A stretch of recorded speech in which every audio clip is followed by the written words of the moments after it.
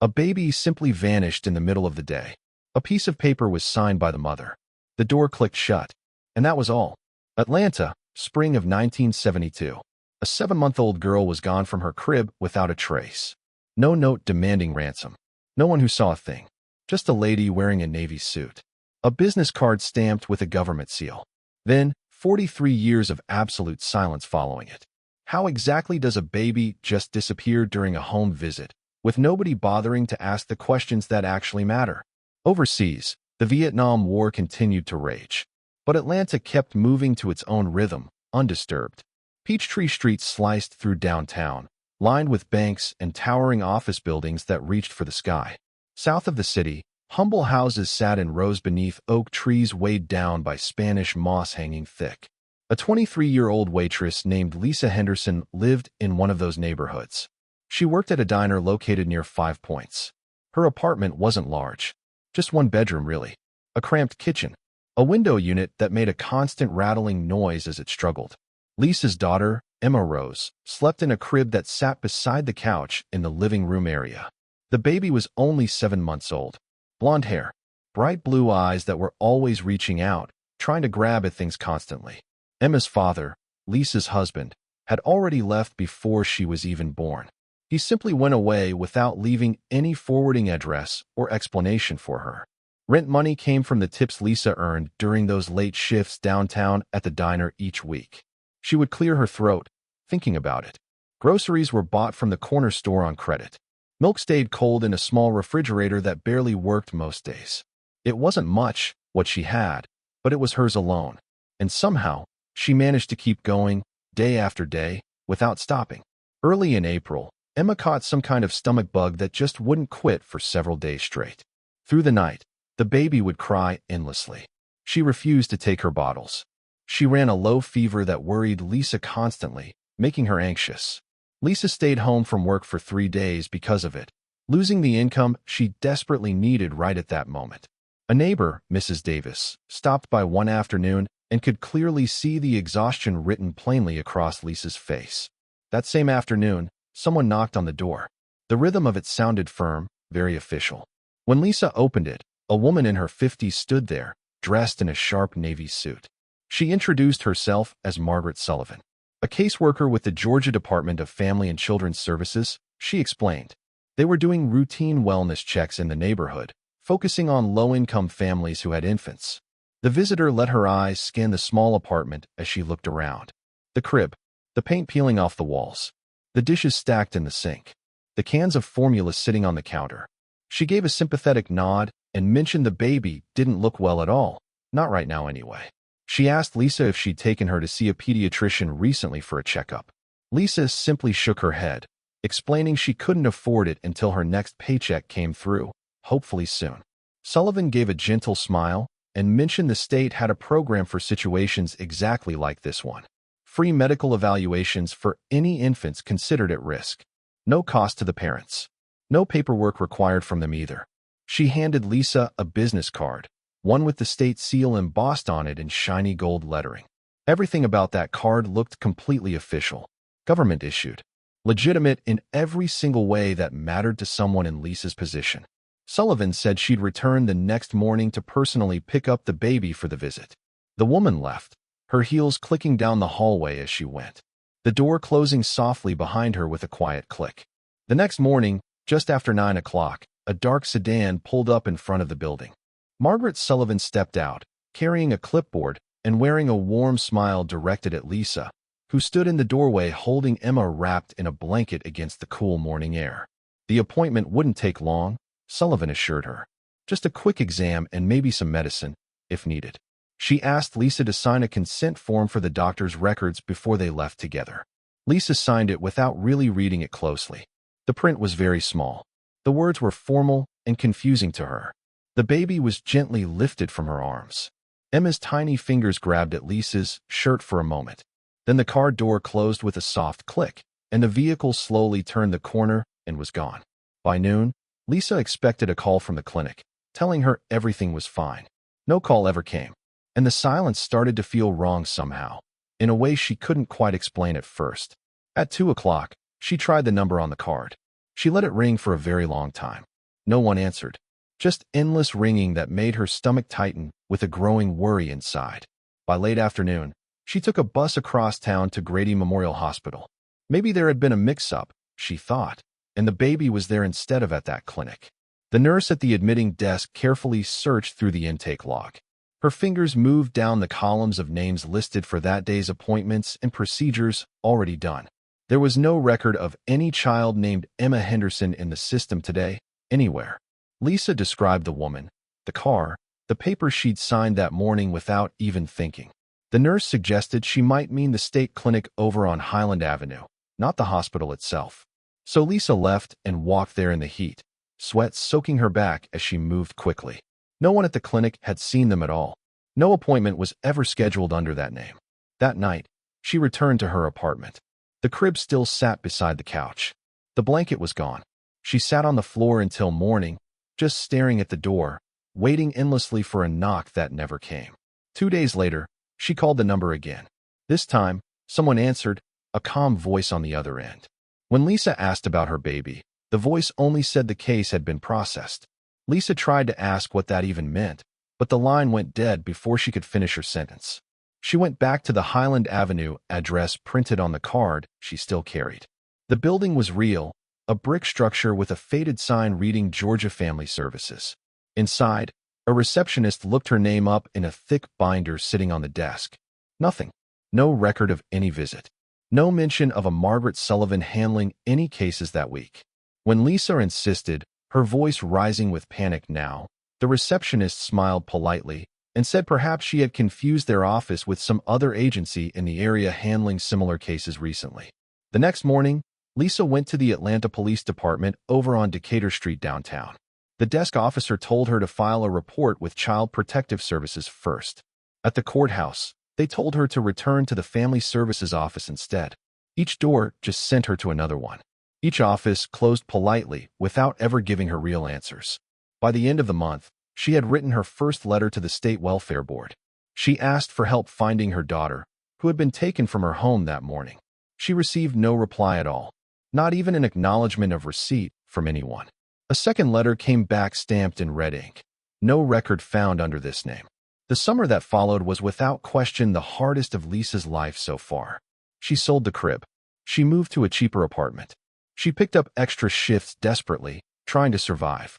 She continued writing letters to the hospital, to the state health department office, to anyone whose name appeared on forms or directories she could find around the city. Every response said the same thing over and over, without any variation at all. No record, no file, no trace of any child by that name or description. She kept one of those letters folded in her wallet, tucked behind a photo of Emma.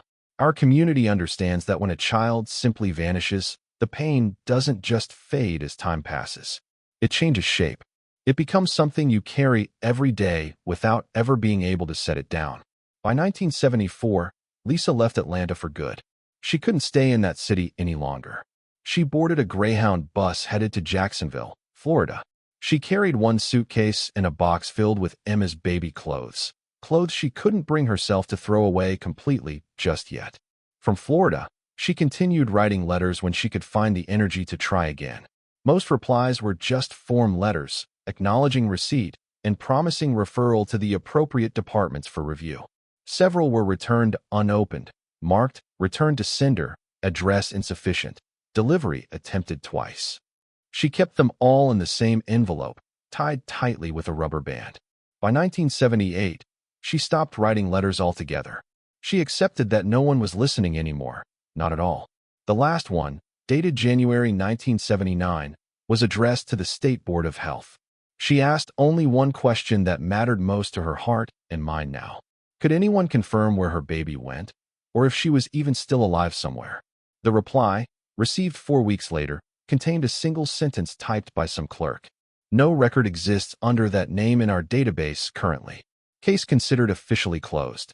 In Atlanta, the agency listed on that card operated quietly for another 9 years. Margaret Sullivan's name appeared in local newspapers occasionally. Stories about adoption, reform, helping families. Photographs of her standing beside grateful parents holding infants they'd just received through the program. Reports praised her dedication to finding better homes for children in need of stability. No one ever asked where those children came from originally, before the adoptions were finalized officially. By 1980, investigators began noticing patterns in adoption records that didn't match up correctly. Falsified birth certificates, missing parental consent forms, files marked deceased with no medical documentation anywhere. One file read, Henderson, Emma Rose, deceased. No date given, no cause listed, no signature anywhere on it. Just a red check mark beside the word closed in the upper corner of the page. The file gave no location of death, no hospital records, no burial certificate anywhere to be found. It was as if the child had simply dissolved into nothing, somewhere between one office and another. For Lisa, the explanation came far too late to change anything about what had happened. In the official version of her life, the child existed only as a blank line on some form. The form she had signed was never recovered from any archive or storage room. The agency's employees said they remembered nothing about the case when asked years later. In the end, all that remained was the memory of a dark car idling outside, a woman in a navy suit holding out a business card, and a signature written in trust. Trust that the state would protect what mattered most to a struggling mother. Everything that followed after that, letters left unanswered, offices closed tight, names erased from records completely without explanation, began with that morning in Atlanta. That morning when a mother handed over her child, believing she was doing the right thing, believing help would actually come, believing someone out there cared enough. By mid-1980, rumors of misconduct began to surface quietly among workers within state offices. An anonymous letter reached the governor's desk, alleging that certain adoption agencies had sold children for profit and falsified records to cover their tracks completely from investigators looking closely. The complaint triggered a preliminary audit of several agencies operating in the state at that time.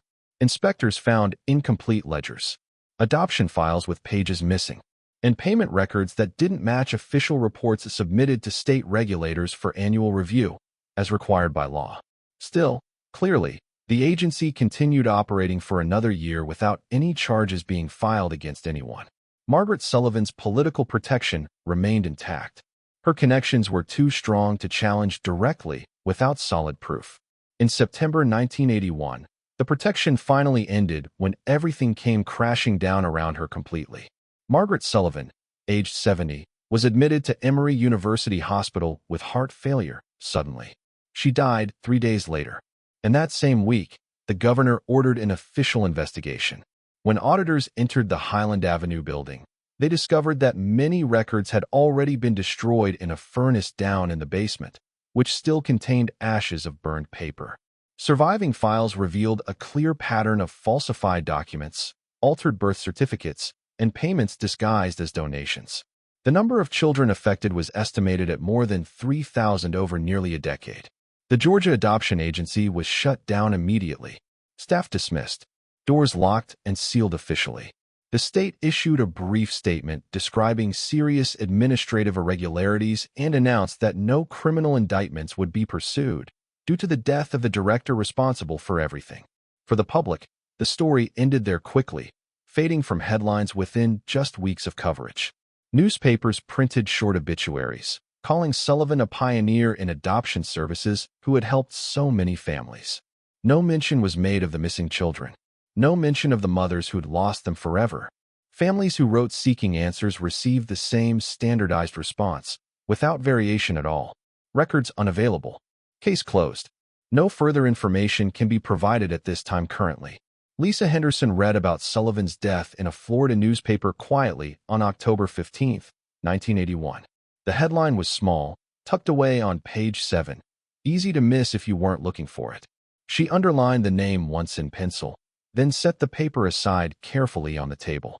There was no satisfaction in it, no resolution, only the end of someone else's story entirely. Now hers remained exactly the same. An empty crib, a business card with a seal on it, a letter stamped, no record found, and decades of silence that followed her everywhere she went. The city moved on, as cities always do. The agency closed down, and the record was filed away permanently now. But between those pages, beneath the stamps and the careful handwriting done so neatly, A life had vanished without leaving a trace behind for anyone to follow later on. To the government, it was just a clerical entry. A mistake. An administrative error. Nobody's fault, really. To Lisa Henderson, it was a silence that would last for the rest of her years. And in the archives of Georgia, the line remains even now, decades later. Still, Henderson, Emma Rose, deceased. No body, no record, no witness, only paper and ink. After that, she disappeared from all official listings completely, permanently from the system. No new correspondence, no census entry, no further trace of her name appearing anywhere. Her name vanished from the city rolls, just like the child's name had vanished from the records. Lisa moved often over the years. Miami, then Tampa, then back to Jacksonville again. She remarried in 1985, took a new last name, worked in hotel kitchens and laundromats. She had no more children. Never tried again. The risk was too great to bear thinking about. On quiet nights, she'd take out that business card and just stare at it for hours. The years turned slowly. 1985, 1990, 1995, 2000. Each one marked only by silence. She kept a box of Emma's baby clothes in her closet. Never opened it completely. Every April, on the day Emma was taken, she lit a candle by the window. She never said why, and no one around her knew the story she carried alone. Her husband thought it was just a family tradition from Kentucky, where she'd grown up. By 2010, Lisa was in her 60s, living in a small apartment in Clearwater, Florida. Her health was declining. Her hands shook. Her memory faded in places, but she never forgot. Never forgot the one thing that mattered most.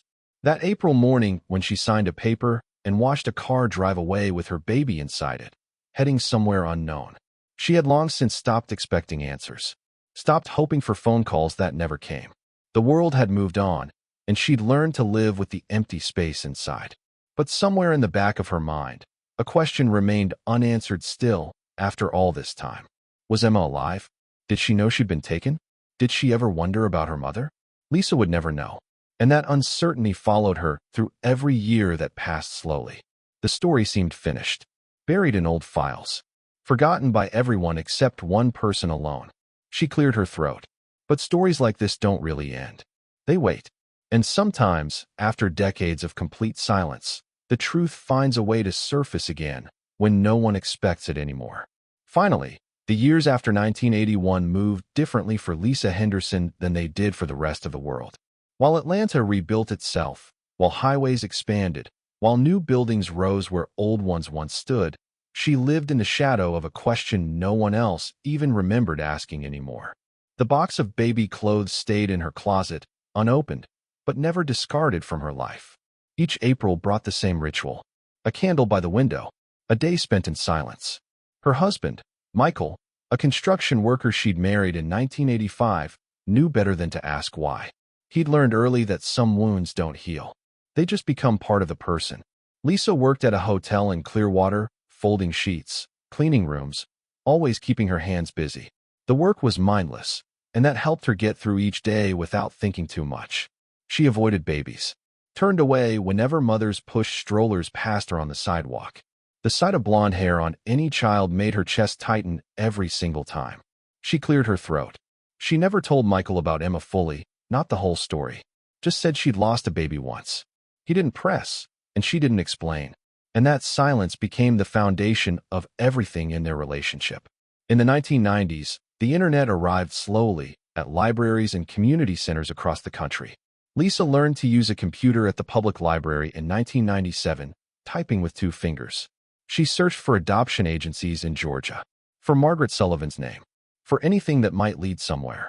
She found old newspaper obituaries from 1981, calling Sullivan a pioneer in child welfare services. She found a few mentions of the agency closing after irregularities were discovered by state auditors, but nothing about the children, nothing about where they'd gone, nothing that helped her understand. She printed the articles, added them to the box, and continued searching whenever she could. By 2000, adoption registries began appearing online, places where adopted children could search for birth parents. Lisa registered on 3 of them, listing Emma's birth date and Atlanta as the location. She checked them weekly, then daily, then hourly, whenever she couldn't sleep at night. No matches ever appeared. And the silence stretched longer with each passing year, without answers. Our community understands that hope becomes harder to carry as time passes without relief coming. It grows heavier, not lighter, until you're not sure if you're holding it anymore, or if it's holding you in place, keeping you from moving forward with your life. In 2005, a journalist in Atlanta published a small article about the Sullivan adoption scandal. It mentioned that records had been sealed permanently to protect the identities of adoptive families. Lisa read it on a library computer, her hands shaking as she scrolled through the text. The article estimated that over 3,000 children had been taken quietly between 1970 and 1981. Most would now be adults, living under different names, never knowing the truth about where they came from. She wrote to the journalist, a woman named Karen Mills, explaining her story in detail. Mills responded 2 weeks later with sympathy, but no new information to share with her. "The records are locked," she wrote, "and the state won't open them without a court order. You'd need proof your child is alive, and that's what you're trying to find out." It was a circle with no exit, a maze with no center to reach. Finally, Lisa kept the letter anyway, adding it to the box that grew fuller each year. By 2010, she was 61 years old, her health declining, arthritis in her hands making work difficult. She retired from the hotel, spent her days at home watching television, cooking for Michael. The candle ritual continued every April, the only constant in a life that felt increasingly fragile. She thought about Emma every day, wondered what she looked like now, if she was happy, if she had children of her own, if she ever thought about where she came from.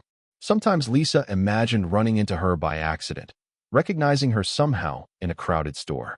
But Florida was far from Atlanta, and the chances felt impossibly small after so long.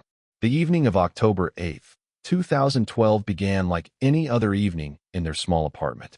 Lisa had finished dinner, washed the dishes, and settled onto the couch beside Michael. The television was on mostly for noise, the sound filling the quiet spaces between them. She flipped through channels without really watching, stopping on a documentary series she'd never seen before. The screen showed the title in bold white letters against black, "Stolen Lives, America's Adoption Scandals." Lisa's finger froze on the remote. Something in those words caught her attention immediately.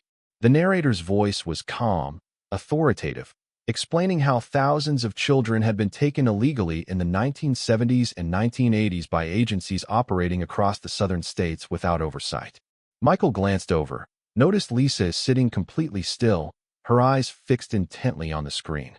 The documentary showed old photographs of buildings, courthouses, file cabinets stuffed with papers. Then the narrator said a name that made Lisa's heart stop cold in her chest.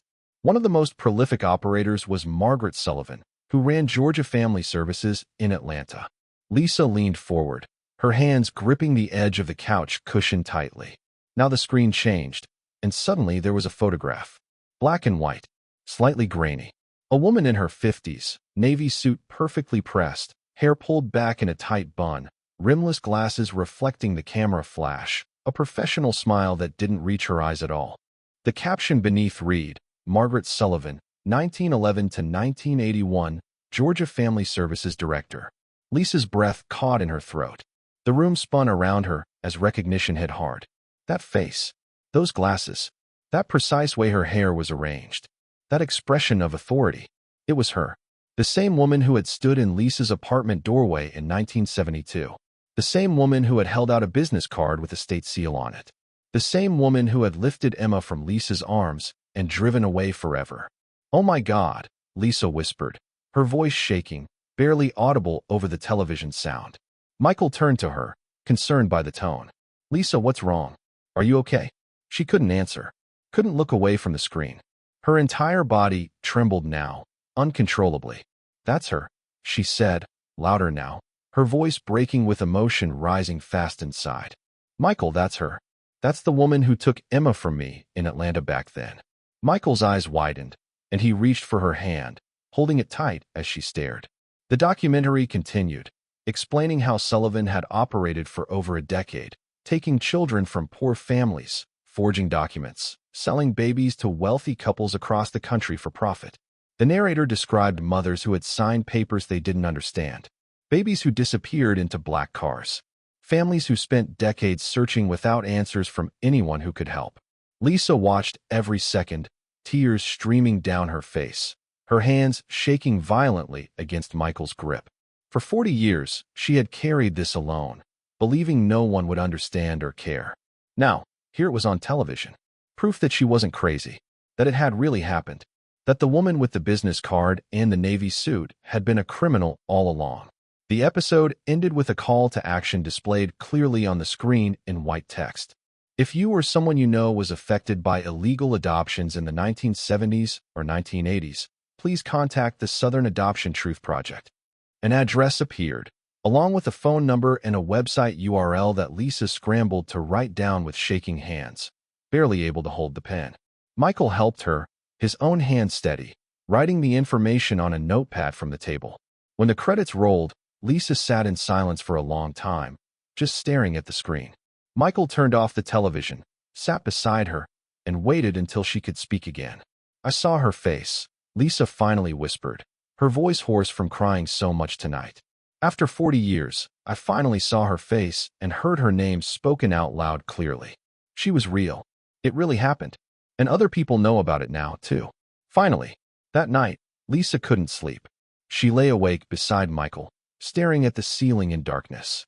For 4 decades, she'd carried this story alone, believing no one would ever listen or care anymore.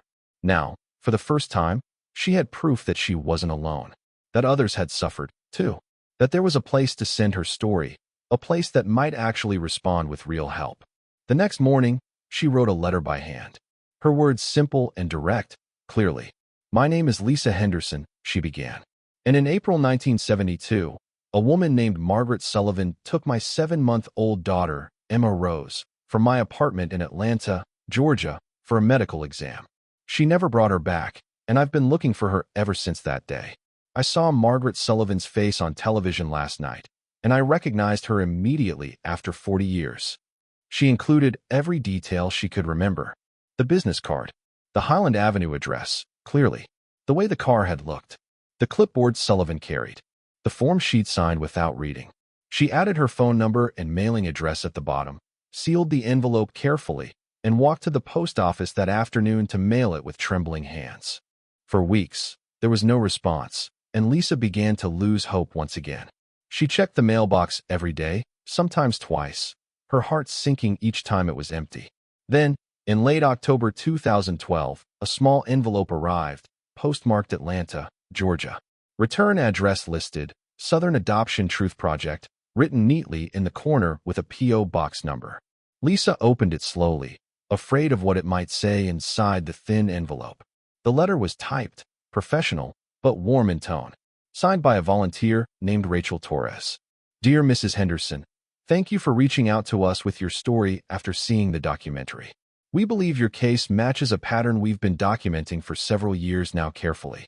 We would like to help you search for your daughter. If you're willing to work with us, please call the number below at your earliest convenience so we can begin the process."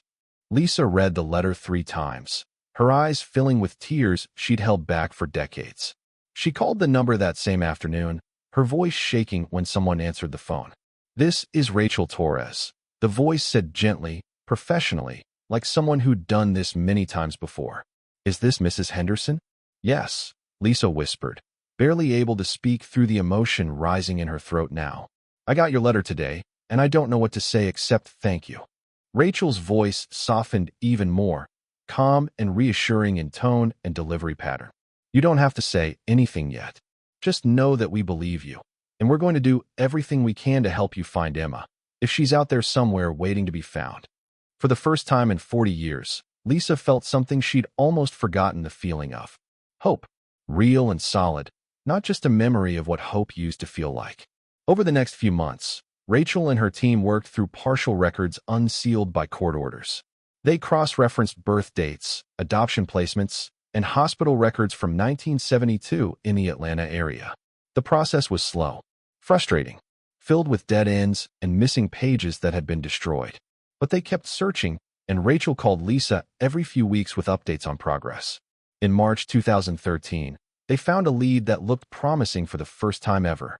A female infant, birth date matching Emma's, had been placed with a family in Portland, Oregon in late 1972, through an agency connected to Sullivan's network of illegal adoptions discovered recently. The adoptive parents were deceased, but the records showed the child had been renamed Jessica and Parker, and there was a marriage certificate on file from 1995. Still, Rachel explained that they couldn't contact Jessica directly without more verification of the connection first. But they could reach out through an intermediary, a social worker trained in reunion cases, who could approach her carefully and ask if she'd be willing to take a DNA test. Lisa agreed immediately, her hands shaking as she held the phone tightly against her ear. "Do you think it's really her?" she asked, her voice breaking with emotion barely contained. "I think it's possible," Rachel said carefully, not wanting to promise what she couldn't guarantee yet. "But we won't know for sure until we have DNA confirmation from both sides tested." The waiting began again, but this time it felt different, lighter somehow, filled with possibility. Lisa told Michael everything that night, showing him the letter, the photograph she'd printed from online. He held her hand and listened without interrupting. And when she finished, he said simply, "I hope they find her for you. I really do, with all my heart truly." In Portland, Oregon, Jessica Parker received a phone call that changed everything she thought she knew. The social worker explained carefully that there was a woman in Florida searching for a daughter taken in 1972, and that Jessica's birth date and adoption records matched the description given perfectly. Jessica was 43 years old, a high school teacher, married with 2 teenage children of her own. She'd always known she was adopted. Her parents had told her when she was young, but they'd said her birth mother had chosen adoption willingly, unable to care for her properly.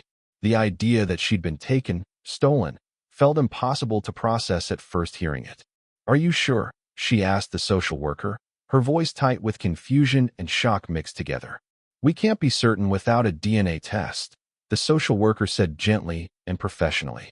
"But the details match very closely, and the woman who's searching has been looking for 40 years. Would you be willing to take a test to find out for sure if it's you?" Jessica sat in silence for a long moment, her mind racing through implications and possibilities. Then she said quietly, "Yes. I want to know the truth about where I came from." The DNA kits were mailed out the next week. One to Florida, one to Portland, clearly. Lisa's hands shook so badly that Michael had to help her swab the inside of her mouth. She sealed the kit carefully, mailed it back, and then the real waiting began in earnest. For weeks later, Rachel called with results that would change 2 lives forever after decades apart. "Lisa," she said, her voice thick with emotion she couldn't hide completely. "Now, in this moment, it's a match. Jessica Parker is your daughter. Emma is alive, and she wants to talk to you." Lisa couldn't speak, couldn't breathe, couldn't do anything but cry for the first time in years. Michael held her as she sobbed, the phone still pressed tightly against her ear. Rachel waited patiently on the other end, letting the moment settle before continuing with more details. "She's a teacher in Portland," Rachel said softly when Lisa could finally listen again carefully. "She's married, has 2 kids, and she's been searching for answers her whole life, too. She didn't know the truth until now, but she wants to meet you, if you're ready." Lisa nodded, forgetting Rachel couldn't see her, then whispered, "Yes, please. I've been ready for 43 years. The phone call came on a Tuesday morning in early May 2015, just after breakfast time. Lisa was sitting at the kitchen table, her hands wrapped around a coffee cup. When the phone rang, she knew before answering that this would be the call that changed everything. Rachel Torres was on the line, her voice warm but professional as always before now.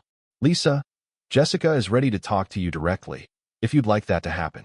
She wanted me to give you her number so you can call when you're ready." Lisa wrote the number down slowly, her handwriting shaky, each digit feeling impossibly important right now. After 43 years of silence, she was about to hear her daughter's voice for the first time. She thanked Rachel, hung up, and stared at the number for nearly an hour straight. Michael came into the kitchen, saw her sitting there, and asked gently if she needed help. "I don't know what to say to her," Lisa whispered, her voice breaking with emotion. "What if she hates me for giving her away? For not finding her sooner than this?" Michael sat down beside her, took her hand, and said firmly but kindly to her, "You didn't give her away. She was taken from you, and you've been looking for 43 years without stopping once. She needs to know that truth about what happened." Lisa nodded, took a deep breath, and picked up the phone with trembling hands now. She dialed the number carefully, each beep feeling like a heartbeat pounding in her chest. The phone rang once, twice, 3 times. Lisa almost hung up from fear rising. Then a voice answered, calm and clear. Professional, like a teacher answering a work call. Hello, this is Jessica speaking. May I ask who's calling today? Lisa's breath caught in her throat. The voice sounded nothing like she'd imagined, but somehow it felt familiar in a way she couldn't explain to anyone else listening right now if they'd asked her to describe it. Jessica, she said softly, her voice shaking badly with emotion barely controlled inside her. This is Lisa Henderson. I'm your birth mother, and I've been looking for you since 1972. Silence stretched across the line for what felt like forever, though it was only seconds. Then Jessica spoke again, her voice thick with emotion now, too, breaking slightly here. I've been waiting for this call my whole life, without knowing it until now. I just didn't know it would feel like this when it finally came to me. They talked for nearly 2 hours that first time, neither wanting to hang up ever. Lisa told the story from the beginning. The April morning in 1972. The woman in the navy suit. The business card. The signature. The car driving away. The decades of searching without answers. Jessica listened without interrupting. And when Lisa finished, she was crying softly on the other end. I always felt something was missing, Jessica said quietly, her voice barely above a whisper. Now, my parents were good people. They loved me. But I always wondered why I didn't look like anyone in the family, why I felt different somehow from them growing up. She told Lisa about her life. Growing up in Portland. Becoming a teacher. Marrying a man named David. Having 2 children who were now 16 and 14 years old themselves. She said her adoptive parents had died years ago, but they'd always told her she was chosen, that her birth mother had wanted a better life for her than she could provide. They didn't know, Jessica said, her voice steady now, more certain in tone and delivery. They thought it was legal. They thought you'd given consent willingly to the adoption process. Lisa felt relief wash over her at those words, grateful that Jessica didn't blame her yet. I never stopped thinking about you, Lisa whispered, tears streaming down her face openly. Now, every April, I lit a candle. Every day, I wondered if you were okay out there. I never stopped being your mother, even when I didn't know where you were anymore. Jessica's voice broke completely then, and she sobbed into the phone for several minutes straight. When she could speak again, she said simply, I want to meet you in person. I want to see you with my own eyes and know this is real. Finally, they made plans for Jessica to fly to Florida the following month in June 2015. She cleared her throat. The weeks leading up to the visit felt impossibly long for Lisa, each day dragging by. She cleaned the apartment obsessively, bought new sheets for the guest room, cooked and froze meals.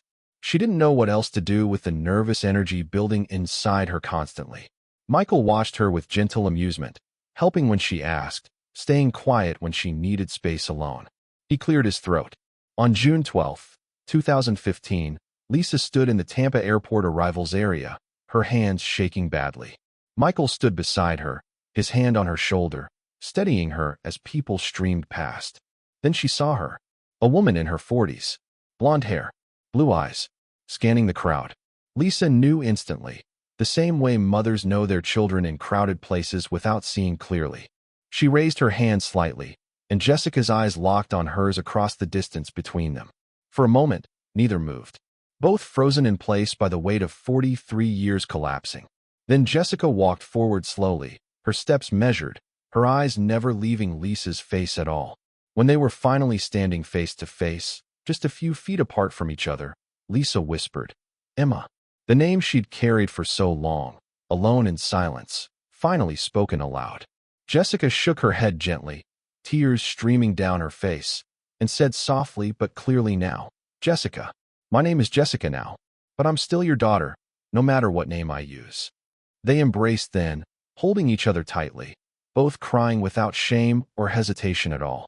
Michael stepped back to give them space, wiping his own eyes as he watched the reunion. Other travelers in the airport slowed down, sensing something significant happening, though they didn't know the story behind it. The next few days were filled with conversations that spanned decades of separation between them. Lisa showed Jessica the box of baby clothes. The letters returned unopened. The business card. Jessica held each item carefully, as if they were sacred relics from a life she'd never known. She brought her own documents. The adoption papers her parents had saved for her when they died. The birth certificate that listed her as Jessica and Parker, born April 1972, adopted October 1972. They compared dates, pieced together the timeline, and slowly, the full picture emerged from the fragments. Margaret Sullivan had taken Emma in April, held her somewhere for 6 months, hidden from everyone, then placed her with the Parker family in October through falsified paperwork that looked completely legal. The Parkers had paid $5,000 in administrative fees, never knowing the baby had been stolen from a mother who'd never stopped searching for her across the country in decades of time. Jessica met Michael, who she called a good man, for staying with Lisa through everything difficult. She video called her own family back in Portland, introducing them to their grandmother for the first time. Lisa watched her grandchildren on the screen, a boy and a girl, both blonde, both smiling, and felt a joy she'd thought was lost forever when Emma disappeared all those years ago. Our community knows that some reunions don't erase the years that were stolen from families, but they give meaning to the waiting. Proof that love doesn't disappear, even when everything else does, over time and distance and silence that stretches across decades without breaking completely. On the last day of Jessica's visit, they went to the beach together at sunset. The Florida sky turned orange and pink. The waves rolled gently onto the sand beneath. They walked along the water's edge, their shoes in their hands, talking about the future. "I don't expect you to be my mom in the way I had a mom," Jessica said gently. Honestly, her words careful but not unkind in tone toward Lisa at all. "But I want you in my life. I want my kids to know you and Michael too. I want to understand where I came from and who I would have been if this hadn't happened to us both back then in Atlanta that morning in April long ago." Lisa nodded, grateful for the honesty, for the chance to know her daughter at all. "I just want to be part of your life in whatever way you'll let me be there. That's all I've wanted for 43 years. Just to know you were alive and okay out there." They stayed in touch after that. Phone calls every week. Video chats with the grandchildren regularly. Jessica flew back to Florida twice more that year, and Lisa traveled to Portland in December to spend Christmas with Jessica's family for the first time as a grandmother, finally present. The media eventually learned of their story, another thread in the unraveling history of illegal adoptions. A local newspaper in Tampa called it, "A mother's 43-year search ends in reunion." Clearly, the article printed their photographs side by side. Both women with the same blonde hair, now graying at the temples. The same blue eyes. The same slight smile, as if still uncertain. She cleared her throat. But away from headlines, their reunion remained simple and quiet, built on phone calls and visits.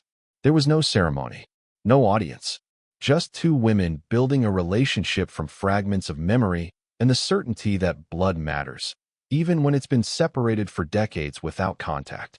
In Atlanta, the Southern Adoption Truth Project added their case to the growing list of reunions they'd facilitated over the past few years, working tirelessly with volunteers, helping families reconnect.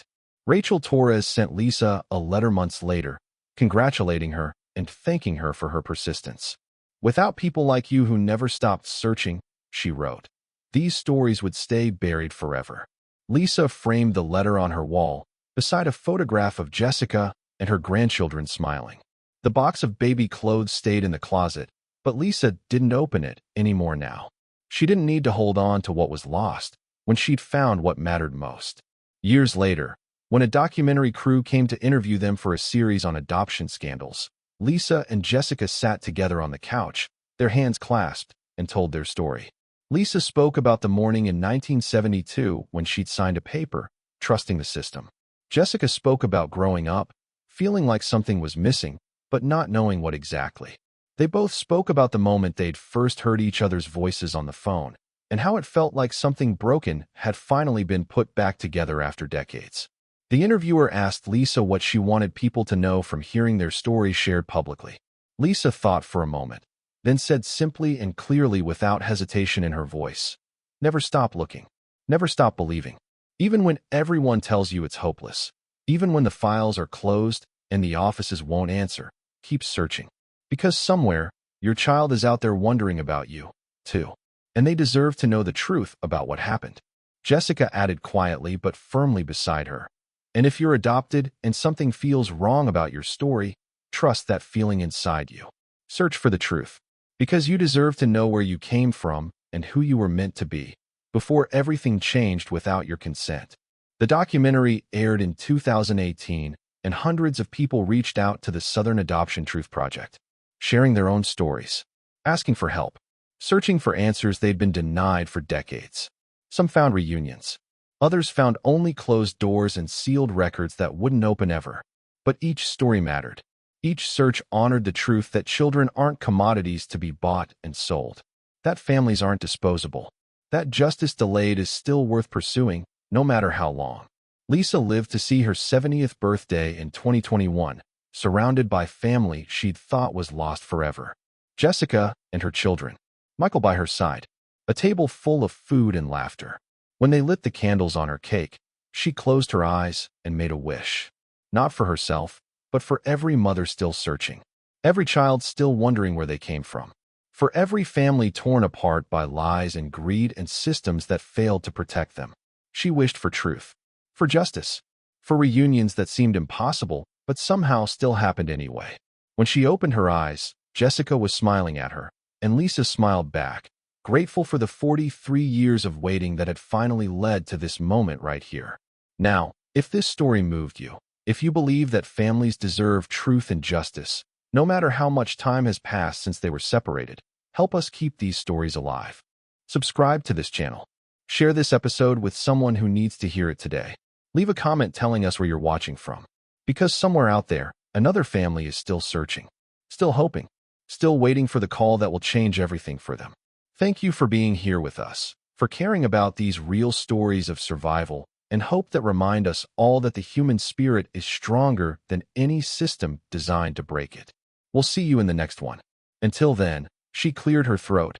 Keep believing in the impossible moments.